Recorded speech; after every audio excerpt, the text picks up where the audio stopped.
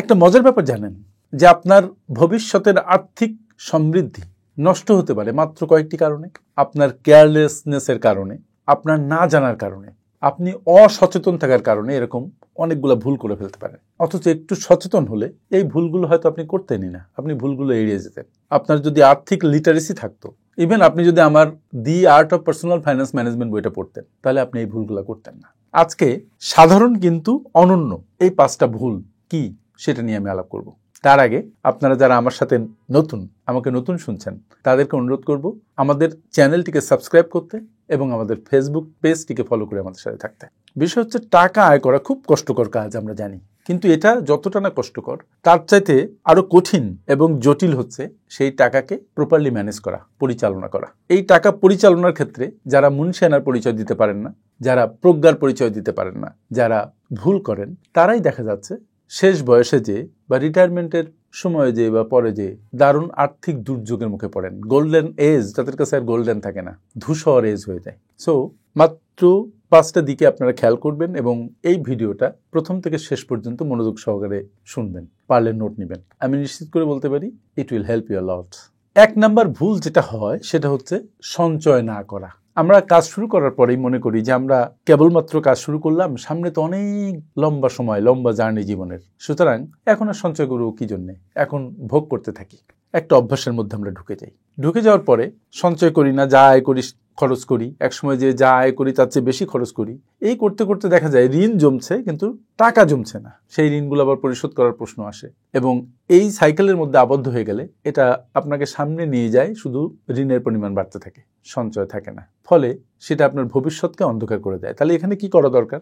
আপনি যখন থেকে আর্নিং শুরু করবেন তখন থেকে অন্তত 10 থেকে 15% off your take home salary আপনি সঞ্চয় করবেন। সঞ্চয় করে প্রথম যেটা করবেন সেটা হচ্ছে আপনি একটা এমার্জেন্সি ফান্ড গঠন করবেন, which is equivalent to 6 months or 1 year's expenses, necessary expenses. যেটা এমার্জেন্সি ফান্ড গঠন হয়ে গেলে আপনার সেভিংসের প্রক্রিয়াটা চলতে থাকবে।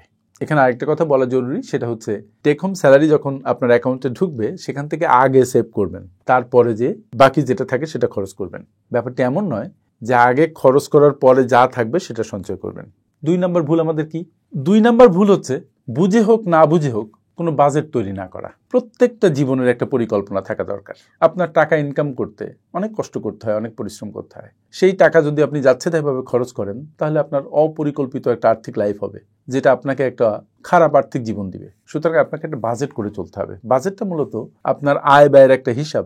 আপনি একটা পরিকল্পনা করে নেবেন যে এই মাসে আপনার আয় আপনি জানেন কোন খাতে কত খরচ করবেন, এবং এই ক্ষেত্রে আপনার অপ্রয়োজনীয় খরচগুলোকে এড়িয়ে চলা, ওয়ান্টসের দিকে নজর কম দেয়া, নিডসের প্রতি নজর বেশি দেয়া, এবং আয়ের একটা অংশ সঞ্চয় করা তো অবশ্যই এটা থাকবে। এবং এই যে বাজেট করবেন, বাজেট করার পরে প্রতি সপ্তাহে বাজেটটা বা রিভিউ করা। কিন্তু বাজেট করার সময় খেয়াল রাখবেন যে আপনার সঞ্চয়টা যেন আগে আপনার সঞ্চয় প্রকল্পগুলোতে বা স্কিমগুলোতে ডিপোজিটেড হয়ে যায়।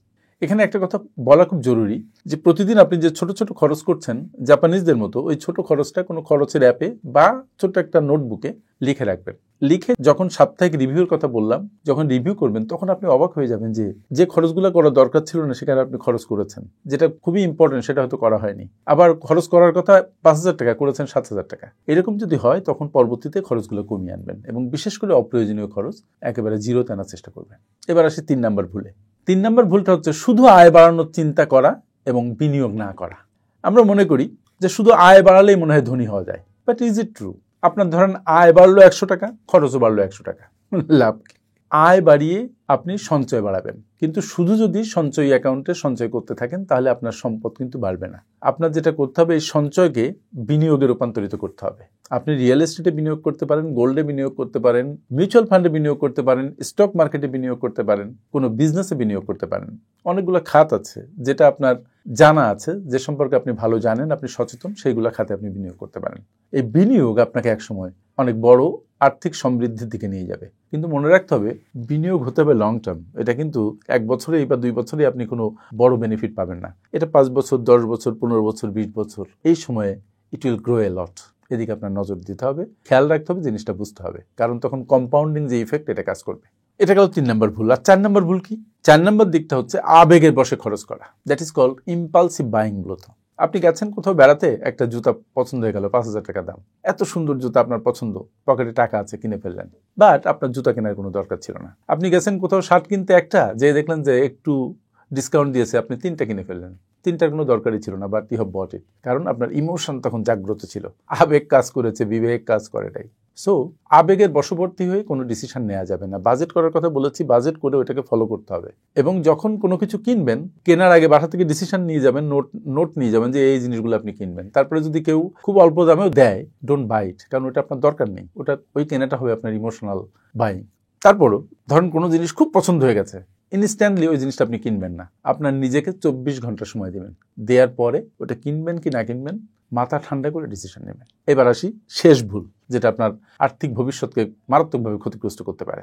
সেটা হচ্ছে মাত্র বেতন বা একটা আয়ের উৎসের উপরে নির্ভর করা। দেখেন এখন ইনফ্লেশন ইজ ভেরি হাই, মানুষের জীবনযাত্রার ব্যয় অনেক বেড়ে গেছে, বিশেষ করে আমাদের দেশে। এই বিশ্বের পরিবর্তিত পরিস্থিতিতে, কান্ট্রির পরিবর্তিত ইকোনমিক পরিস্থিতিতে আমরা দারুণ একটা আর্থিক টার্মোয়েলের মধ্যে দিয়ে যাচ্ছি। এই সময়ে আপনি যে বেতন পান, সেই বেতন দিয়ে যদি চলতে চান, তাহলে কোনোভাবে আপনি খেয়ে পড়ে বাঁচতে পারবেন। কিন্তু এখন আপনার মেধা আছে, সুযোগ আছে, নতুন স্কিল সেট ডেভেলপ করার সুযোগ তৈরি হয়েছে। টেকনোলজি আমাদের এমন একটা সুযোগ করে দিয়েছে যে আপনি এখন একাধিক সোর্স থেকে ইনকাম করতে পারেন। আপনি কনসাল্টিং করতে পারেন, আপনি এডিটিং করতে পারেন, কন্টেন্ট রাইট করতে পারেন, বই লিখতে পারেন, আপনি চাকরিতে থেকে কোনো রিয়েল এস্টেট ট্রেডিং করতে পারেন। বিভিন্ন ধরনের কাজ আছে। মাথাটা যদি ওপেন থাকে, তাহলে you can increase the sources of income. আপনার আয়ের উৎস বাড়াতে পারেন আপনার বর্তমান বেতন ছাড়াও। সুতরাং ফোকাস অন দ্যাট।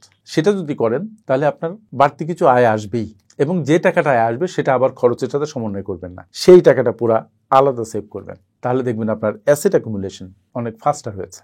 সো 5টা আর্থিক ভুলের কথা আমি বলেছি, যেটা আপনার ভবিষ্যৎকে নষ্ট করে। যেমন 1 হচ্ছে সঞ্চয় না করা, 2 হচ্ছে বাজেট তৈরি না করা, 3 হচ্ছে শুধুমাত্র আয় বাড়ানোর চিন্তা করা কিন্তু বিনিয়োগ না করা, 4 হচ্ছে আবেগের বশে খরচ করা, যুক্তিকে তোয়াক্কা না করা, আর 5 হচ্ছে কেবল বেতন বা একটা ইনকাম সোর্সের উপরে নির্ভর করা।